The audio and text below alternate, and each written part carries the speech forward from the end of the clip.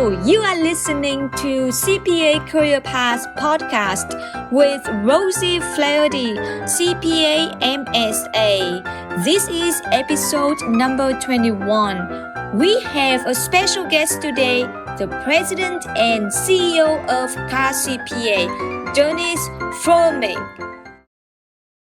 Hi, Dennis. Thank you so much for the interview today. We have President and CEO of CPA for our podcast and YouTube interview today. I'm so great to be here with you, Rosie. You have so much energy. So I'm here to bring as much energy as you have.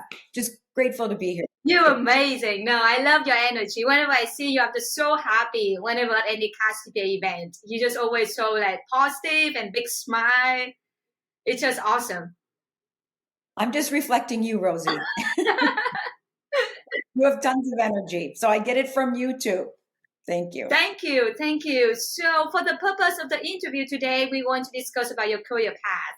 And I would love to start from the beginning. Back in college, why did you decide to go with accounting, not any other majors? So I actually I think people have said this before, they fell into it. I fell into it. So I was going down the health career path, and the program I was choosing was closed. So my mom said, "You're so good at math. Just go be an accountant." And I said, "Okay, that's what I'm going to do." And I started down that path, and I found that I really loved the analytical piece of accounting. And to me, it was always like a puzzle. And I was trying to find the different pieces of the puzzle and make sense of really what the bigger picture was. So as I started to go down the path, I just really found that it fit with me and who I am. And the more I talked to individuals out there and CPAs, they say too, it just spoke to them in a way that other career paths didn't. And so I just fell into it and loved it ever since. So you say that you're good at math, and a lot of people saying that I choose accounting because I'm good at math, and then people say you do not need to be good at math to do accounting. I think, yes, that's a great point. I think a lot of people, back when I chose my career, they thought, oh, it's math, right? It's numbers, but it really isn't. And we always say the most important skill that you need is communication and relationship building, right? So that's key, but you have to understand kind of the analytical piece. So how it all fits together. And then you have to tell that story. So I think sometimes people think math because of numbers, but it clearly, the way that AI is integrating with everything we do, it's definitely moving more towards an analytical and telling the story. And that to me is really important and much more intriguing than just doing, when we did ledgers. It's different now, and it's a lot more exciting and engaging as a profession. I agree. I feel like I love Excel, and now you have Excel. You do not need to be good at math anymore because Excel can do all of that for you, all that calculation, and then especially now with AI or technologies make it so much easier for you to do accounting work so you can focus on something else. For example, telling story. I love that. Telling story is super important. It says everything. It's really important. And when I was overseeing the tax and accounting area at the College of American Pathologists, I'd always say anyone can look at a financial statement and they can tell you what numbers are up or down or, the changes, but no one really knows the story. So go out to your areas, talk to clients, and really understand their business, because then you can help tell the story to them, right? Through the numbers and through what you're seeing in your lens. So it's much more attuned to that than it is just the pure numbers. And to me, that speaks to me because I love that.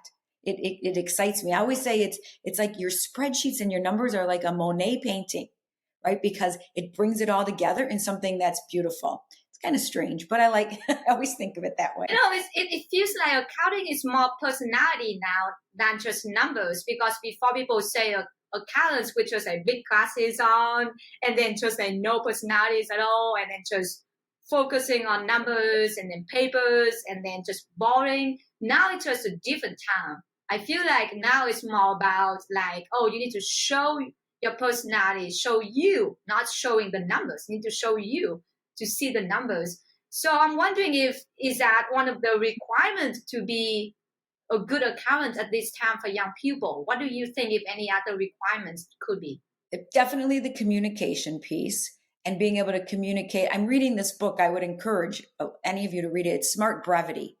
And it helps with being clear and concise in your writing. And it talks in there about speaking, writing like a human, not writing in, some of us use ChatGPT now because it really helps, but you really want to write, like you said, Rosie, you want your authentic, who you are to come out in what you're doing and how you deal with individuals, how you talk to clients, how you talk to other business leaders. So for me, that having your authentic self be able to really speak more loudly than it used to in the past, to me is really one piece of the profession that I love.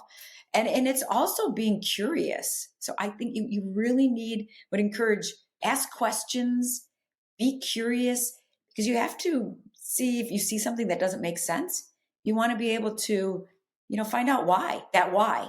There's always that why. And I know, when you have kids, for all of you that have children, sometimes you think, gosh, they're asking me why again. It's why. But it's really important to ask that why. And then you can really dig more into that story and what's there. Right. And so it's important. There's another good book I love to read, so I read a lot, is by Simon Sinek, the book Why. And I would encourage you to read it because anyone who's out there, it just helps you get the bigger picture of why you're doing something than looking at, like you said, just all the different pieces of it, and helps you make sense of it. So I would say ask questions, be curious, communicate, and just love what you do, right? You love what you do, Rosie. I can see it every day.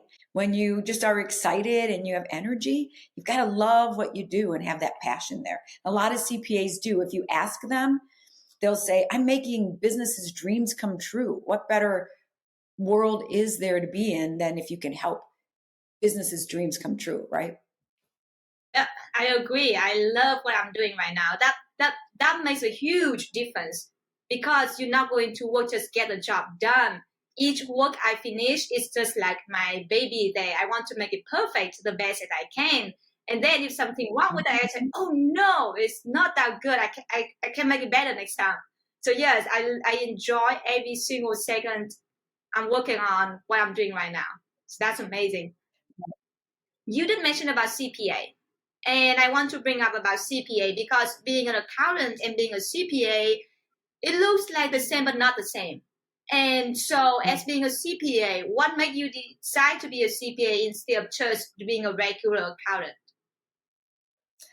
For me, it was the credibility and really being part, I'm using the quotes, like an elite group, right? When I was in my classes, a lot of times they would say, you have to be the ethical voice. You have to have that integrity.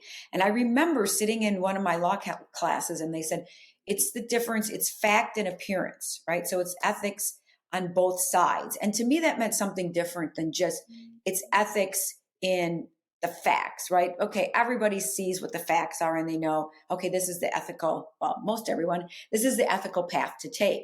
But when they said appearance, that to me brought another level to the ethics and integrity by speaking to how does it look? And if it doesn't look right, it's not right. Right. So to me, I thought, oh, if I can try to just have that in the world that I move into, and if I can stand for that, that to me was something different, kind of like being a doctor or a lawyer. I was going to be a CPA and have that integrity and that trust that, maybe other professions don't always have, right? You trust your doctor.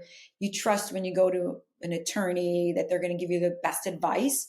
When you go to a CPA, you trust they're going to give you that. That's why we say trusted advisor. They're going to give you that advice that isn't tainted necessarily by their personal opinion, but it's really what's best for you because they listen to what you need. They listen to where you're at. So that just spoke to me. And I thought I'm going to be held up as, a real professional in the business world. And so that's why I did it. And I'm glad I did because I'm very proud of having my CPA. Yes. I'm very proud of being a CPA too. Yes. You mentioned about trust.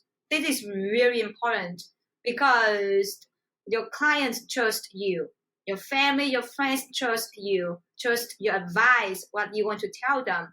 Now talking about trust, I'm wondering how you build your trust throughout your career from being a senior accountant to become a manager to become a CEO and CFO. What was the most challenge for you through that time period?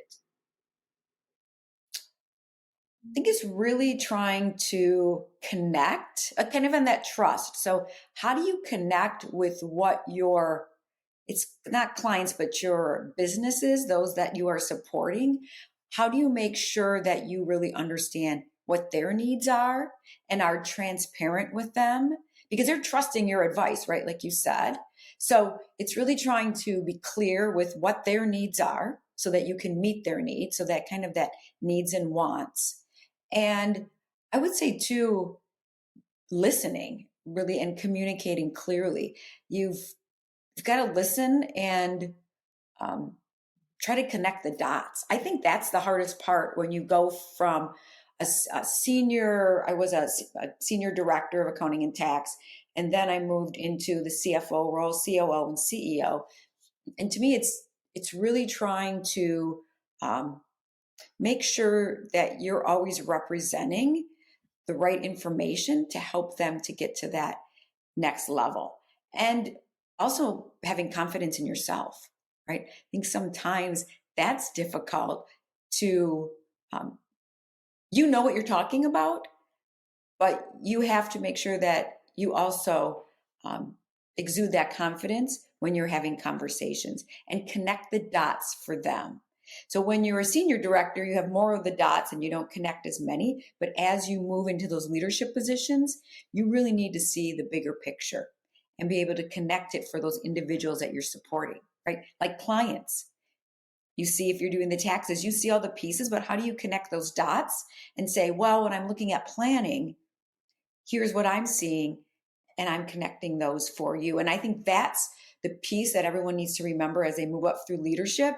How do you connect those for those individuals you're supporting? Because they are relying on you, and you have to make sure that you can meet their needs, right? So I think that's the piece that's the biggest challenge is moving through and connecting those. So when you're talking about connecting the dots, you mentioned a lot about clients. How about people you manage? How about your staff? Do you have any issues about that? Yeah, no, that's a great question because they rely on you also to connect those dots to help them to get to where they need to go and be successful.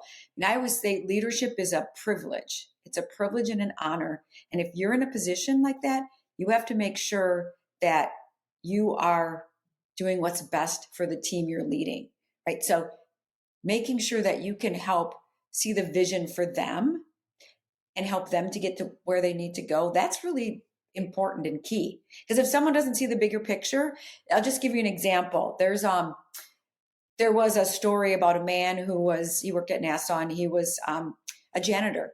And someone had asked him, what are you doing? What's your job? And he said, my job is to put a man on the moon. He understood the connecting of the dots. He understood where they were trying to go. And he felt his job was so important and critical. He was trying to put a man on the moon, right? That's what you need to do as a leader and as a visionary is make your team understand where you need to go to help them be as successful as they can be. And I think that's a really good story. That's a very good story to share, and also it's very difficult to work with staff a lot of times as well because training staff is one of the most challenging job I feel like because you have to not just only show them what the right work that should be, but you need to show them, motivate them, encourage them, and also saying that when they do wrong, you need to be very patient. That's my point is of patience here. It's not easy, especially for new staff. They are smart, they're hardworking, but they just don't get the concept yet. How can you Mm-hmm. manage your patience when you're dealing with staff? I think first you have to remember that you were there too, right? And so it's important to put yourself a lot of times in others' shoes. So you were there too. See, I think you have to step back. I always step back and take a breath. I think breathing is key to say, okay, take a breath, reset, sometimes resetting. So where are we going? What are we trying to do? And then looking at the bigger picture of the outcome, right? Or the impact. I think if you can do that and see, and both together say, where are we going? What's the impact we want to make? And then outlining together that path. I think that's important because you're a partner, right? And you need a partner to move forward. But it's a lot of times you got to take that breath. I did that when I was raising my son too. You need to always, to get that patience, you need to take a breath, right? And take a beat, sometimes we say, and then regroup, reset, and then move forward. I think that's how you get the patience. It's very hard because the world is moving so fast. And so how do you make sure that you don't move that fast too, so that you disenfranchise or lose people? You don't want to lose good people, right? And so sometimes you got to take a breath and reset. That would be my advice. Yeah, It's hard. it's not easy. And the world is moving very fast, especially with technology right now. And a lot of people, they're concerned about technology, concerned about AI, ChatGPT, and everything.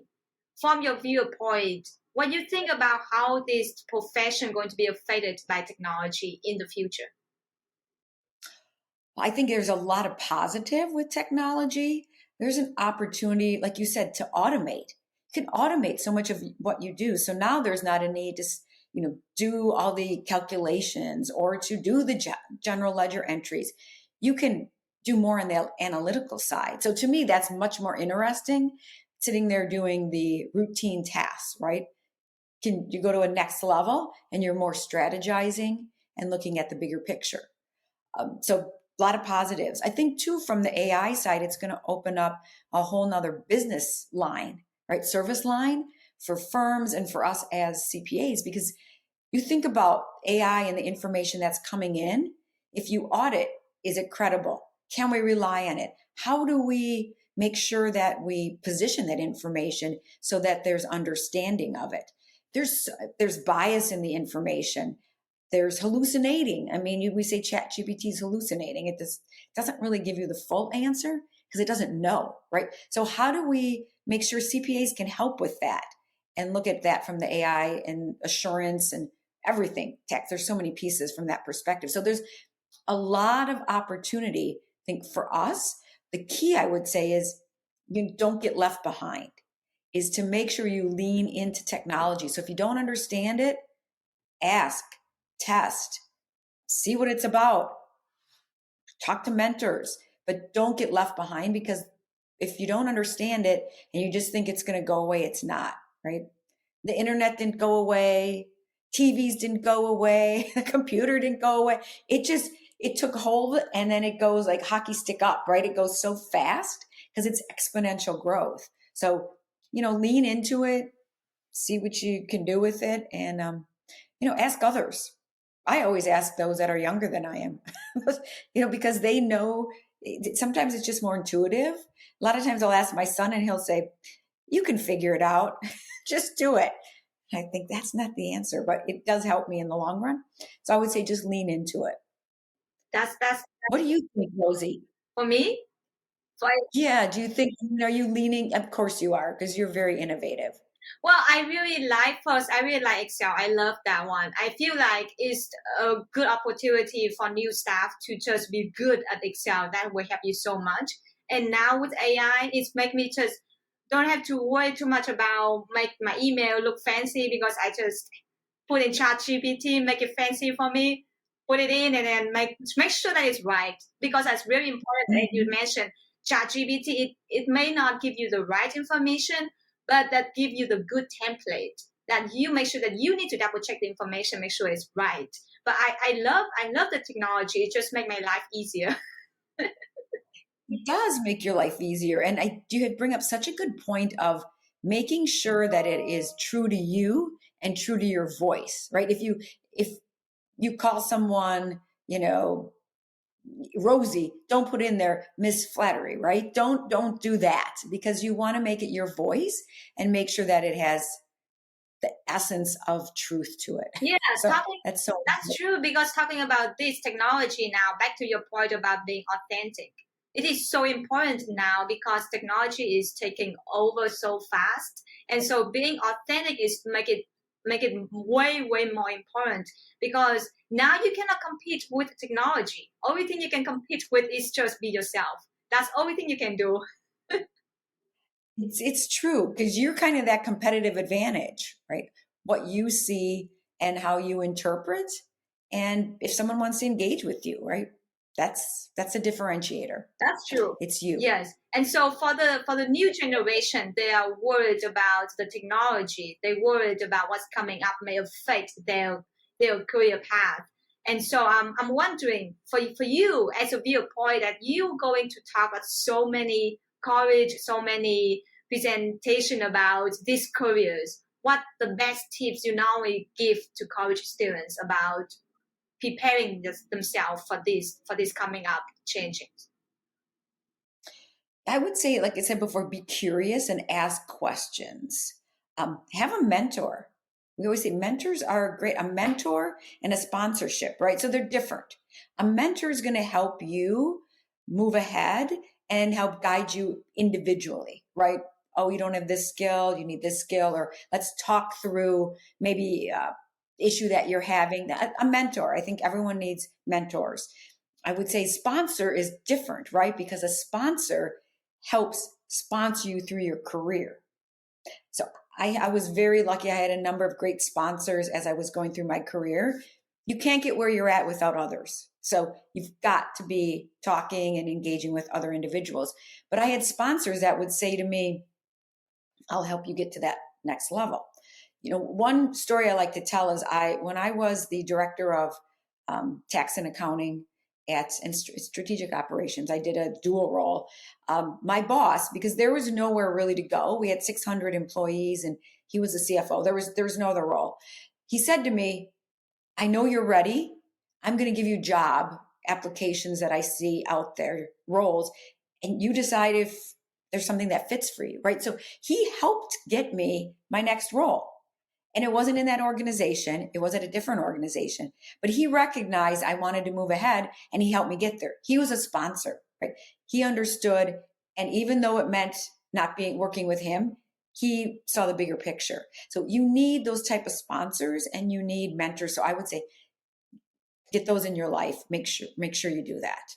And then, that's also building community. So important to build community out there. And I don't want to give a plug for Cal CPA, but I will for all associations. You need community because, like Rosie, I met you at a meeting, so much energy, vibrancy, expert. The profession is so much better because you're in it, right? So it's to have that community, because that community is going to support you when things aren't maybe going well, give you advice. So important. So I would say have that community. I just say kudos for community. It's just so important. I cannot emphasize enough how important and how beneficial it is when you have a community. And talking about the community, it means you need to make connections.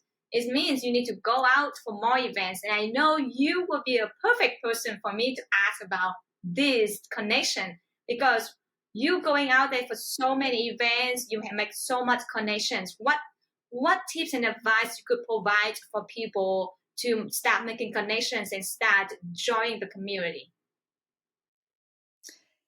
Yeah, I would say, everyone is so, once you get out there, I used to be, when I would walk into a room with what I didn't know anyone, I used to be petrified. Like, oh my gosh, what am I going to say? Who cares about what I have to say, right? But people are so, and now I love it. I'm just like, ooh, magnet, love it. But people are great, good. They're good. They want to help. They want to see you succeed. So remember that when you go into a room, ask questions, find out why, individuals love what they do. I think that's just key. So go out there and enjoy it. I mean, you enjoy it, Rosie. When you're out there, just enjoy it and embrace it, and don't think so much about what you're doing. Just embrace it and feel it, right? I think that is is important because it gets past the, oh, I have to network, as I'm just going to go out there and meet as many people as I can. And for me, it's really about, I love hearing other people's stories. And I love seeing how they've accomplished what they've accomplished because there's always a lesson in there. And I've learned so much from everyone I've engaged with. And it's really made my life richer and made me be better at what I'm doing. So I think if you approach it with that kind of lens, instead of with, I have to meet this many people, I have to talk now, just again, be curious and find, find the common thread maybe with you, with someone. It's always a common thread. That's true. That's true. Link, find the link. That's really important.